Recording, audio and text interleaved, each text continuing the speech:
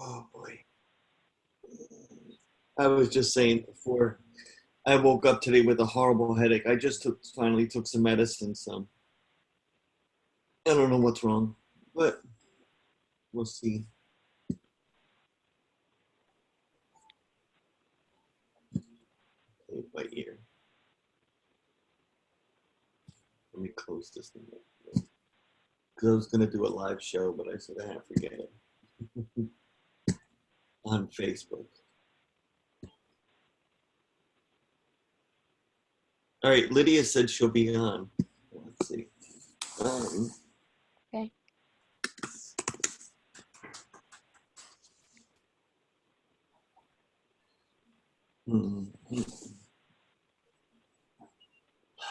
So yeah, I went this morning to. There we go. Hello. Oh, Susan's on. Hi, who's this? The 727. Lydia. Oh, hi. Okay, good. You called in. And there's Navita just came back. Awesome. Sorry to interrupt your story.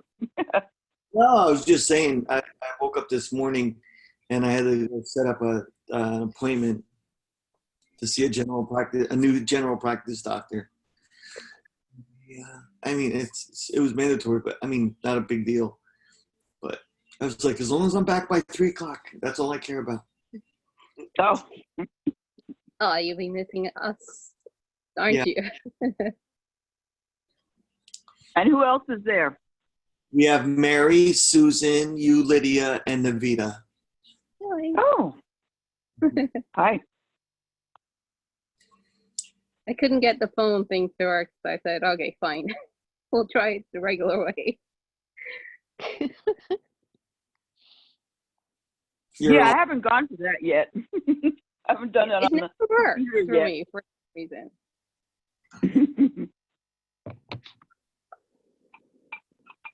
And it's the one day when I want it to work. It doesn't work. Yeah, I just think it's a miracle if it ever works.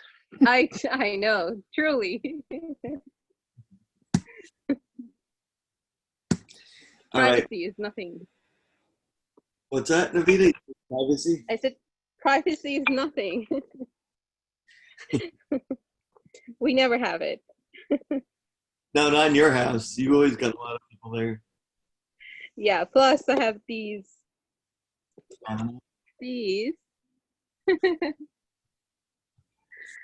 Oh, yeah, they all can't see the pictures because Susan. Oh, they have 2 dogs. Yeah, I love those dogs. They're cute. What kind of dog? They're mixed. They're all kinds of breeds.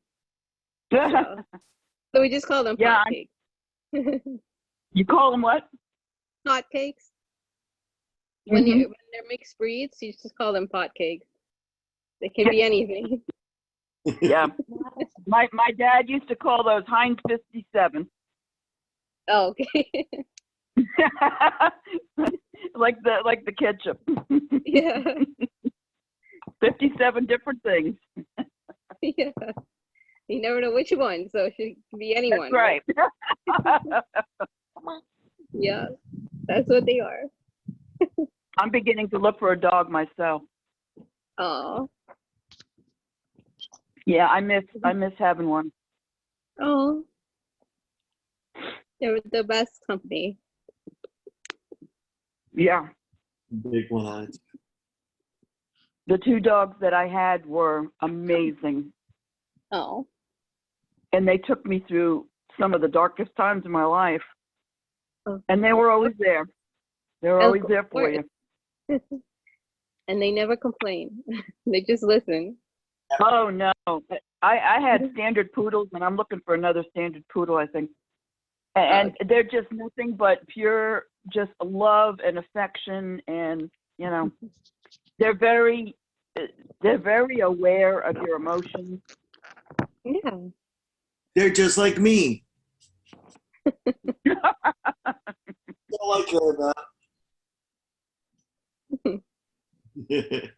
Mushy? Yeah, and all I care about just feed me and pet me and love and affection. That's all I care about. Yeah. And then they have the audacity to say, okay, see ya. They leave me. They leave me here. I'll cry. Yeah. Yeah, these dogs do that. They're watching me. They're like, "You talking about us?" Well, I'm home alone most of the time, so I'm in the position that I can handle, I think, raising another dog. Mm, And I'm not going to be, at work all day or something. I see.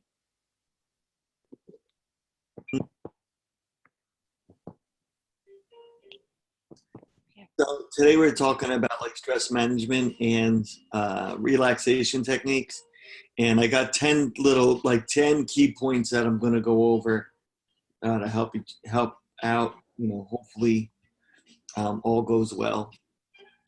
And if I have everybody's consent, I'll share this on Facebook because we'll be able to see them, see what we're talking about and things like that. People.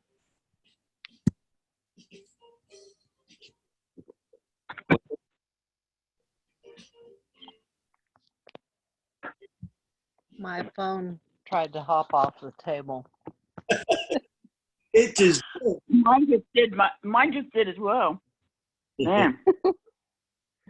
What's up with the phones and us today? Yeah, I put my phone down. I'm using my laptop now because I had a feeling. Okay. I'm having a problem with the cables working properly on my phone, so whether it charges or not. So, and plus, I'm reading notes that I took on the topic today. So I'm sitting here with this, so I could read it and I don't have to flip back and forth between screens. So, all right, let's get started. I'm going to start reading these off. And if you guys would like to add to the conversation of what I talk about, then, feel free to. There are 10 tips for stress management. The first one is probably one of the most difficult ones. It's get regular physical exercise. Oh, no. That is funny. The ancient fight or flight response is still activated when we feel stressed out. More adrenaline and cortisol is generalized for these actions. Physical exercise, metabolism, these excess stress hormones, and restores the body to all calm, relaxed state. Any exercise is better than none at all, and I'm a firm believer in that, even if it's just get up to take a walk or something like that. Laughter. Well, yeah. Mm. We're going to go into that one. Okay. At the very least, try to exercise for 3 to 5 times a week for a half an hour. Try to include some vigorous, I'm trying to read in the pronunciation, vigorous exercise like swimming or jogging to get your heart rate up. Start again. When you feel particularly stressed, take a quick, brisk walk. And, any exercise is better than none. And I'm a firm believer. I've told people, they're like, I can't do that because I'm immobile or my legs or something along those lines. And I was like, you could even lay on your back and kick, just the movement, it's about getting your heart rate up. So it doesn't matter what kind of exercise, it's body motion and your heart rate and kind of inducing the chemistry in your body to move, So all jokes aside, yeah, that's a good one. Okay, number 2, learning and practice relaxation techniques. This is what we were talking before with Mary. If you could slow down your mind and body long enough to realize that you're not in mortal danger, you can remain calm. One way to do this is by breathing deeply. Another straightforward technique is to focus on a word or a phrase that has significance for you. Repeat this word or repeat this word or phrase if you find yourself becoming tense. Relaxation lowers your pulse rate, your respiration, and blood pressure.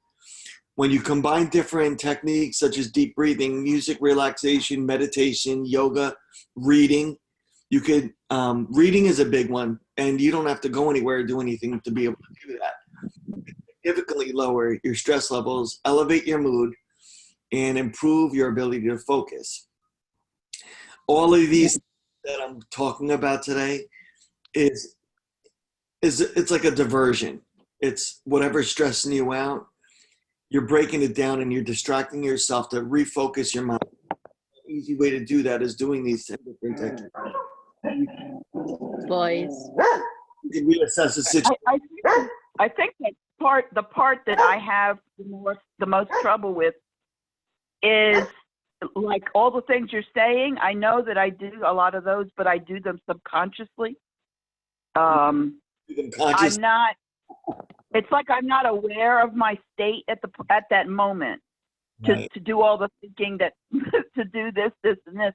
I'm not there yet, and that's it's very frustrating for me because I felt like I always was a very together person, and now I'm just so reactive. Not that I scream or hit anybody, but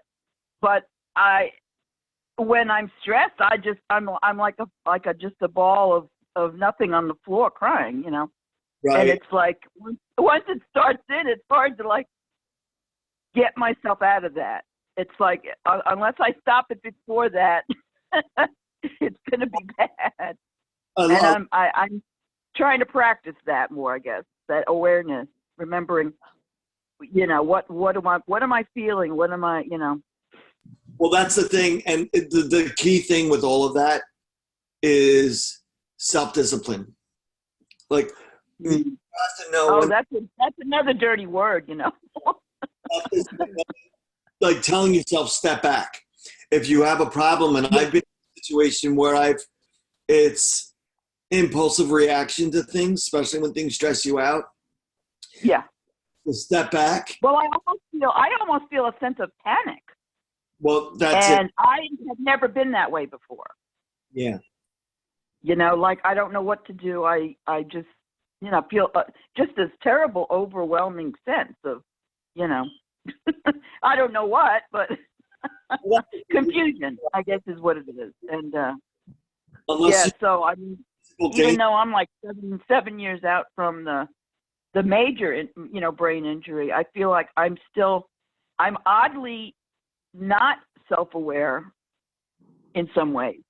Mm-hmm. You know, What I have learned about myself, whenever I get stressed or anxious or whenever something's not going right, yeah, I find myself breathing really quickly, shallow breaths.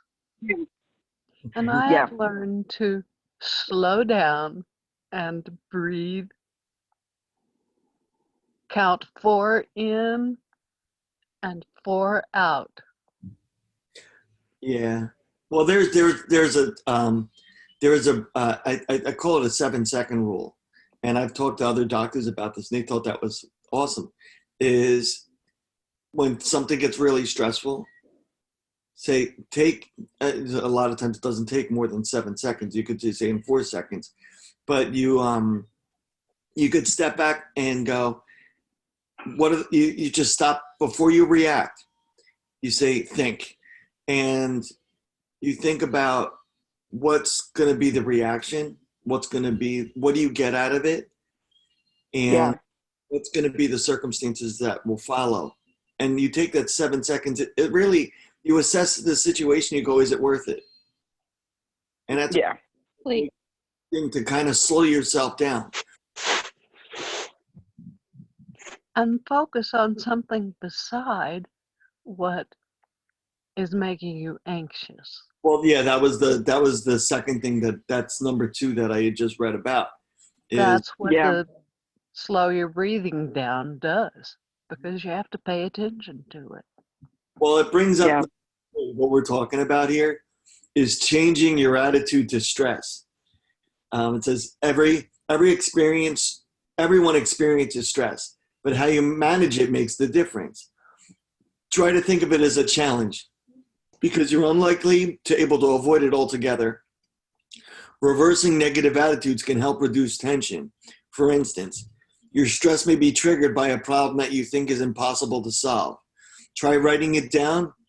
Try writing down your question and come up with as many solutions as possible. Write down the pros and cons to each one. And once you've settled on a possible solution, take all the steps you need to take it to put it into action. This process can help you put out a negative, panic-stricken state of mind and put you in a rational part of your brain to get back into control. And all of it, like I was saying before, all of these things does the same type of thing. It's stepping back from the situation. It's holding off and thinking things through before you let it overwhelm you. Yeah. And whether it's breathing, writing, stop and give in 7 seconds, or anything like that, the whole thing comes down to impulse reaction. It's think. Yeah. Think. Definitely. Number 4 I have here is learning how to say no. A common cause of stress is having too little time to accomplish what you have to do. Often we create stress because we can't say no. We take on additional responsibilities when we don't have time for them. And there are many reasons people can't say no. They may fear conflict or rejection. And you need to try to understand why try to understand why you find it difficult to say no. To have to know and accept your limits. You have to respond with a blunt no. You don't have to respond with a blunt no, you know. You don't have a phrase to let people down gently. You say, I can't do this right now, or can we get back to that? Or give me a minute to think about this, and things like that. That's a big one, because especially those of us that, you know, are survivors, when it comes to organizing a time and a timeline and schedules and stuff, you just got to take one thing at a time. You can't, and especially depends on what the task is. Some things you don't even know how long it's going to take you to do something, and if it's just going to overwhelm you. So the whole thing about time management, scheduling, and giving yourself a break, you know, in between things, that's a big thing, because sometimes you feel like you're rushing, go, when you need to take some time for yourself just to clear your head, not think so much, you know. Here. I just did that today. I mean, I woke up and I was like, oh my God, I got a doctor's appointment. And then I get a doctor's appointment and my wife calls and she tells me about some stuff we got going on with the doctors. And while I didn't know what was going to stress me out, because I knew I was on my way to a doctor's appointment. I couldn't be late and the schedule's tight. And everything I said, okay, hold off. I stopped. You know, I got to the doctor's appointment. I was there a couple minutes early, and again, managed my time. So I could just relax, chill out. I didn't call on the phone while I'm driving. I'm not putting myself in danger. I'm not responding to any text messages, you know. Yeah. I got to the parking lot and I paced myself. And I said, all right, am I ready for a phone? Okay, let me call her now. And then I find out what's up. Then I made time to chill. And I went to the doctor's appointment, and then I found some time to relax, go get a cup of coffee and relax before I rushed home to get on this call. You know, it's all about managing your stresses. Give yourself a break. Give yourself a way to just clear your head and not overwhelm yourself. One thing at a time. I don't think that should have been a key point, is just one thing at a time. Yeah. The next thing that I have here on this list is number 5, and this one's interesting, and I'm a big advocate for it, is keeping a stress diary. That doesn't mean posting on Facebook, because a lot of people use that. That's not a fix. Keeping a stress. What did you say? Because my phone went out a little bit. What did you say? Was that one next one? Oh, I said keep a stress diary, and I joked and I said, that doesn't mean posting on Facebook about what's stressing you out. Keep it personal. Keeping the stress diaries can help you learn how to manage stress by making you more aware of situations that cause it. If you have a date and time and place when you feel stressed out, perhaps you can give each occasion a stress rating on a scale of 1 to 10. Know you were doing what you were doing at the time and who you were with. Use this diary to try to understand your personal stress triggers. Identify activities that can modify or eliminate them. And think of ways you could handle stressful situations like that differently and coping techniques to use. And a big why I like to say this, how important this is if you keep notes about those types of things, you could remember easily how you assess the situation, how you're able to deal with it, and you can manage what to avoid and what not to avoid, or how to handle things in a different way. So, Yeah, I need to warn you guys. I did that. okay. You need to be prepared for what you find out. Because what I found out, Mhm. I really already knew this. I knew it, but I didn't do anything about it until I saw it in black and white. Mhm. My stressors were my grown kids. Mhm. Yeah. And Yeah. I cut myself off completely. Yeah. No contact. I'm so sorry. You have to do it. I'm going through that with one of my kids. Yeah, And yeah. Sometimes because you got to control your environment of what's causing absolutely.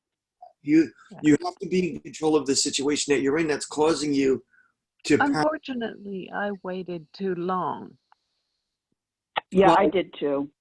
think I cut myself off for my kids the day after I had a heart attack, Oh, May yeah. of last year.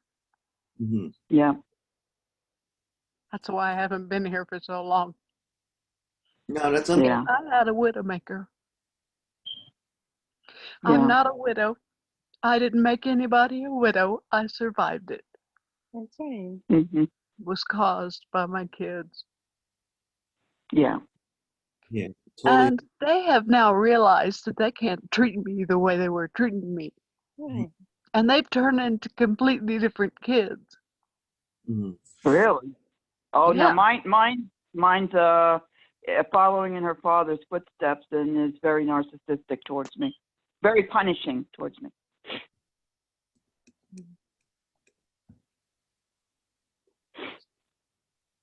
Note taking is really taking notes on situations it's in any kind of a journal of any kind is always beneficial because you could see the things that were upsetting you and hopefully that doesn't trigger more, you being upset, but it's the facts, it's the realization of the way things may be, but on a good note, Got to be ready.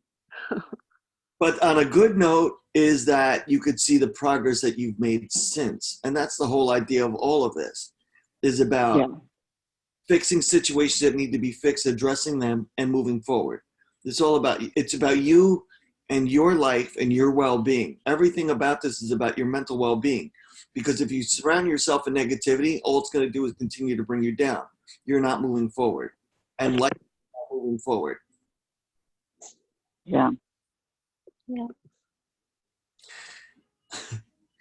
Okay, here's this next one. You guys are going to laugh, especially those that see me on these calls all the time, is reducing caffeine, alcohol, and refined sugar. No, not sugar. I don't have a sugar fix, but I do have my caffeine. Caffeine. Well, I got diagnosed, a couple of months ago. I think I mentioned it, with diabetes, and I'm trying my best to stay away from it as much as possible. And I know that's better for me physically, because things like white sugar, white flour cause more inflammation in your body, and so it's like I felt like now I know I have to do this. I have to stay away from the sugar, because I would binge. I didn't eat sugary things as snacks all the time. I would go on binges and eat like a whole box of donuts. That's a big one And too. it's like you're gonna. It's like I'm a nurse. I know. It's like you're gonna kill yourself. Yeah. It's like okay. Yeah, when It was hard for me to break free of that, but that was it. sugar spikes and then drops down, it really has a huge impact on your body. Oh well, I felt it. In fact, I started feeling not right about the past year before diagnosed, and I think because I go in, I have chronic kidney disease, so I'm in the office with lab work every 3 months, and I always inquire what the sugar was too, because they'll do the sugar as along with the kidney function test.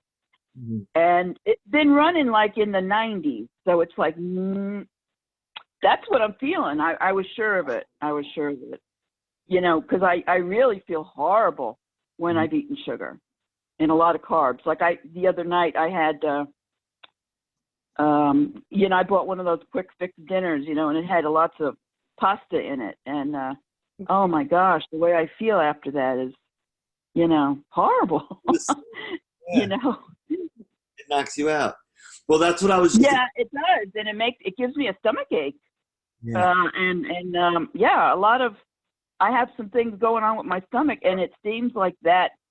Really, I never noticed it before, but now that I'm not eating very much of it, it is making a big difference. Yeah, They're all stimulants, and so they increase your stress levels. People tend to use alcohol to reduce stress. We all know that. And they're unhealthy coping mechanisms like drinking and drugs, just to replace one problem with another problem. Oh yeah, drinking with a brain injury is like that's suicide right there. Well, try to replace the caffeinated drinks with water, like natural fruit juices and herbal teas. I mean, I love herbal. I'm a big one on that. I love like chamomile tea. I love green tea contains less caffeine than coffee. Yeah, I've been decaffeinated for about a year. I'm not. I won't. I didn't think I could do it because I survived on caffeine too, and I was, I worked nights, and I mean, I was most nurses I know are big caffeine, drinkers, and I thought, with all my exhaustion with the TBI, it's like, how would I ever do this? Because it's like that was the first thing I went for, obviously in the morning, Yeah. But I don't know. I don't know. Maybe my body's changing, and I don't know. It's just I don't miss it at all. I still enjoy coffee, but I have to drink decaf. It's funny. Well, decaf isn't uncaffeinated. It's decaffeinated. It's a lot less. It's a small portion. Yeah, it's like 97% caffeine free or something.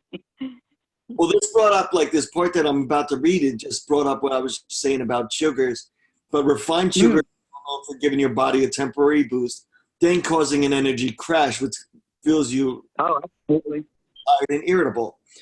A healthy nutrition, well-balanced diet can go a long way towards helping you cope with stress, and we just went over that. And let's see, I have number 7. Number 7's funny because that's exactly what we're talking about here right now and why we do these calls. Talking to others. Yeah. Feelings to others can help you reduce your stress levels. When you feel stressed, take a break and call a friend. Hey, friend. That makes you feel nurtured and understood will help you to keep your problems in perspective. If you don't want to talk to any family members or friends, talking to a therapist may help. If talking to someone else is not an option, then giving yourself a little pep talk may help. Researchers suggest every thought and emotion can release chemicals to your bodies, and negative self-talk is damaging. That's a very, very good one. Tell yourself that you can deal with the situation, that everything will turn out fine. Sometimes that's not possible. Like you go, how the hell am I going to get through this? But call somebody. I mean, my phone's on day or night, and I do a lot of that where, somebody goes, I just need somebody to talk to. And it's funny because I just put a post up that was about that is if you need to talk to, call somebody. If you need somebody to release, be there, and I try to do that all the time for other people, but I don't get a lot of phone calls. I made a joke because I don't get a lot of phone calls of people going, hi, Is there something I can help you with? Yeah. But I do. Exactly. I do have a group of close friends. I know that if I need anything, I know I can talk to them. Yeah. Yeah. Some of you. Well, I've had, lots of times where I really didn't have anybody I could call. And I've been a Christian a long time. And sometimes I have to, if I'm real upset about something that happened, I just talk out loud in my house. So if anyone's listening in, then they know for certain I'm crazy. Well, this is better than But Bob. I'll talk to the Lord and I'll reprocess what went on. Yeah. And what I was feeling and why does this keep happening? And I'll just keep and the Lord and me will just, process what happened. And sometimes it's like, you really added to this by doing or saying something. I've been, I'm sort of a sensitive person, but it wasn't like it is now because my emotions are very changeable, since the brain injury. Yeah, absolutely. And I guess it's like decompress or, well, I don't know the right word, but that's good. Yeah, when I just get home and I got to let it out and I got to talk about it and I'll. I had to catch myself because something happened to me on Sunday night and I was so upset and I was talking to the Lord all the way home, driving home, and I got out of the car and I said something right out loud like, "Yeah, this is never going to stop with her," and it's like, oh. It's I got to watch that. Oh gosh. I used to tell my ex-husband off about all the things he did that hurt me, and on all my long drives when I lived in Colorado, it was like a 45-minute ride just to the grocery store. So I had, and it's like a Lord, thank you for that, for putting me way out here. Mm-hmm. I ended up out there because I had no money and no place to live, and I ended up just renting a room from someone that was way out on the prairie. But it was the best place for me. You know what I mean? Yeah. Because I had these long drives, and I would process and get through all that I was feeling, and I had my dogs then, and they thought they died and went to heaven to live on 35 acres, And it's like I needed to get, and then I went through a long period where my daughter wouldn't have anything to do with me and let me see my grandchildren. And so I think being out there was really, being away from all that was actually healing for me. Yeah. It's funny because I play pool on Wednesday nights, and playing pool is fun. But people that I play pool with, that I play pool with, they're like, "You're crazy. You drive 3 hours or more depending on traffic. I drive an hour and a half to go there and an hour and a half back home." Well, that's your therapy. I zone out everything. I'll listen to music, or I'll listen to, and I'll just take the ride and just enjoy myself, and just it's just a and way. Then I'll put some music on, and I'll be singing my heart out, and it's all good. And I'll pull up to someone who sees me singing, and I'll notice that they're both looking at me, people in the car, and I'll just wave and do like a little wiggle like I'm dancing with the music. That's therapy. That's exactly it. Yeah. That brings me to almost every time, the people in the other car will always start laughing. Of course. And I used to do that with my kids. When my kids were in the car, I used to do the same thing and embarrass the heck out of them. Yeah. Well, it's funny because this brings me up to what I have for number 8 here. Make it a priority to do something you enjoy. Yeah. People enjoy pursuing hobbies like music, art, or gardening. Some people like, it's a good one, and I brought this up when I did the live show last week on Facebook, puzzles. Puzzles. Yeah. A word find, or a crossword, something like that. It doesn't have to be playing cards. That was such a great little stress reliever that's just a distraction. Yeah. Others find enjoyment in solitary activity like meditation or walking. And don't give up on your favorite activities because the stress levels are so high and pressure that's in your life.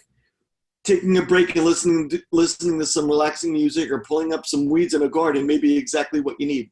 Do something productive for yourself. You know, I think added to that, and maybe this is the next one on your list, I don't know, is to get outside. It's very easy since I don't have the dog, where I could spend all day and the next day inside and not even realize I haven't even gotten outside, gotten some fresh air and sunshine, you know, where I used to walk all the time. Right. And I think people don't, it's very easy to just not pay attention to that. Yep. It's huge. And the oxygen, the outdoors, other things that when you're in an enclosed space, you're in your bubble, and you need to get out. You need to socialize. You need to smell. And that's another thing. That was another thing. See, I'm relating a lot of things of what you're saying to the dog, because the dog, getting another dog was a big question, and some people have said, well, you know, with your disabilities, maybe it's better that you don't take that on, you know. And it's like I keep finding more and more reasons why I need to get another dog because of these things. Because when I was out and walking the dog 4 to 5 times a day, I'm in it's sort of like a condo. So we're all very close, and there's lots of us that have dogs. And I was always talking to somebody, you know, when I would be out walking, and that could just change my whole day. You know? I mean, there's so many positive, beneficial things to that. And I mean, there's no debate. And I think anybody that's on these calls, anybody anywhere, will say that whether it be dogs or anything else, fish are therapeutic because it's a distraction to free focus your mind and watching them, you know. But I mean, we were talking about getting out and doing things, but pets, you brought up the dogs, and that, like we were joking around about before, they don't talk back. Well, if they do, it's kind of fun. Yeah. But it's therapeutic. When you need somebody to talk to, you could vent to your dog and they just turn around and listen. It's okay. Oh, yeah. You know, they don't judge you. That they never judge you. Yeah. This brings me to number 9, and then we're all doing it right now. Smile and laugh. Navita is notorious. Hey. Laughter goes a long way in reducing stress because it releases endorphins and decreases excess levels of cortisol and adrenaline. Laughing can trick your nervous system into making you feel happy. What you're experiencing inside your brain is often reflected on your face. A smile or a laugh can immediately help relieve tension. Watching somebody else laugh relieves your tension. Yeah. Because me and her talk about this every single day. Every day. Hey, watch your favorite comedy and feel your stress dissolving as you laugh your way through it. It's always. Always. I have some online friends that I don't really have anything else to do with except, you know, our online things. And some of them post just the most, is one in particular, and she's a lot older, and she just posts some of the most hilarious things. So I get my dose every day. In fact, I posted one of them on my Facebook page too. And I had one girl that I only knew through the horses and barns and stuff.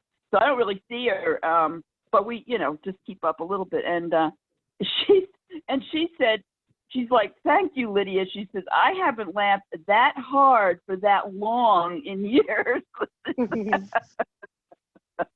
Because it was funny. It was really funny. I just posted something that says, maybe I should post it on your site so that everybody can see it.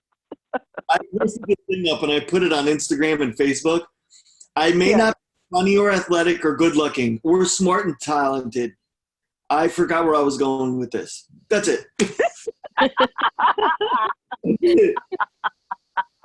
So, Michael, I would like to add one thing to your list. Yeah. I'll wait until you're done. If you could just remind me of morning light when we're done. Okay. Well, we're at number 10, and this is a big one because I just scheduled an appointment to go see a doctor about a sleep study, and that's Uh-huh. sleeping better. Stress affects your ability to sleep, but lack of sleep also a fundamental cause of stress. It's a vicious cycle that's hard to break. Your brain and body are out of whack. Even when you feel tired, you may toss and turn for hours because you're thinking. Try turning on much earlier, dimming the lights, and giving yourself some time to unwind and relax before you go to bed. Getting enough sleep is essential to fuel your mind and body. If you feel exhausted, it may cause you to think irrationally, and this increases your stress levels. One of the best things, and this is why I'm such a big, I hate to say the word advocate, but I promote it like crazy. Before is meditation. If you meditate before, like when you first wake up in the morning, it helps you throughout your day. But sometimes meditation before you go to sleep at night relaxes everything in your mind, and you'll sleep really, really good. And a lot of people, it's funny because a lot of people associate meditation with like a religion, but it can go hand in hand with a religion. Don't get me wrong, but it's not. It's really, it's a simple mind process and breathing exercises like Mary had brought up before that helps you think clearly. So if you're going to meditate and you want to like read the Bible or, whatever you like to read, the Quran, whatever, you could, but it helps you refocus your mind and your attention and relax you. And that's what all of this is about. So whatever, sleep better, do it. Would help you release those endorphins to relax your body. You do it. I don't know where I heard this, but it was within the last couple months, and I have to admit I haven't started it, although I do have a journal for it. And it was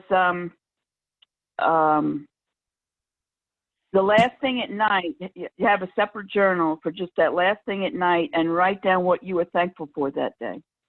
Oh, absolutely. Yeah. Oh, yeah. And it's like, I said that I love that. I love that. Gratefulness is because you're refocusing. You're thinking about that before you go to sleep, and it puts a positive on you and your body. Yeah. You're sleeping. Yeah, because sometimes with my emotion, with so much emotion, I need to just put the day to bed, so to speak. And shut off the thinking, and to me, that I just think about that, and that's the thing that would do it for me, It's just to end the day that every day has something good, even as upsetting as it was, or and that's part of, I feel like the Lord has, directed that to me, that is part of what I have to work on, is to look around and realize just, how well I am doing. Basically. Wake up and you go to bed thinking about it. What you're grateful for. Every last breath what you do have around you, what helps you, Yep. Yeah. through the day and brings you happiness. You focus on that. And that's really where you let your mind focus.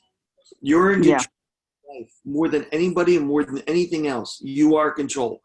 I joke around about that all the time. You could stub your foot and it could, drive you crazy. You could stub your foot and go, okay, Don, I'm not going to do that again, and laugh about it. You control how you're going to react and how things are going to stress you out. You're in control. Yeah.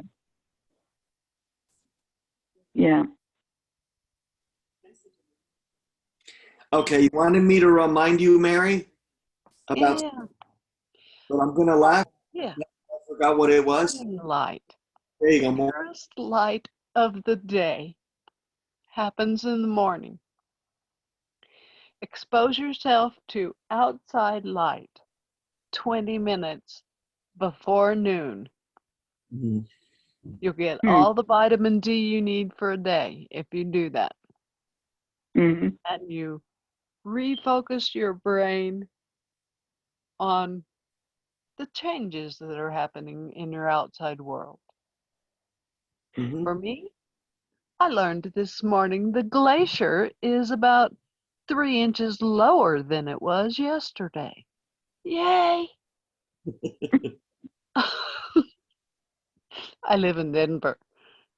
Mm. I have a Oh, glacier right now. Yeah, I oh, was going why? to go outside and I'm freezing my butt off here. Because we've All you had a guys are major invited to I come used to here. live in storm Colorado every too. other day for 3 weeks. Mhm. Mhm. Like I said, I invite you guys all to come here. Oh, well, yeah, you don't have any glacier. No. But the morning light is the most pure. You get more vitamin D Yeah. Yeah. in the morning. And that's what they use to help people that have affective seasonal affective disorder. Is that Mhm. morning light seems to be Yeah. yes. Why? So I second that. And see, I used to get that because what's the first thing you do when you get up with it and you have a dog? First thing you do is go and take a walk. Yeah. You know. Well, you So should. it's Yeah, you You know, should. Michael We was don't do talking that about always. get aerobic activity. My aerobic activity is laying right down there. She's a 200-pound walk. Tie yourself to that and not be aerobic. All right. the 200-pound dog. Yeah, Oh my God, 200. What kind of dog is that? Anatolian Shepherd. Oh, okay. Yeah, I'm familiar with them. I'm not sure I've ever seen one. All right. We're going to keep the call going, but I'm going to stop recording this call because I love the conversation, and but I want to share it when I'm all done online, so we can continue our personal conversations after I stop this right now. Hey,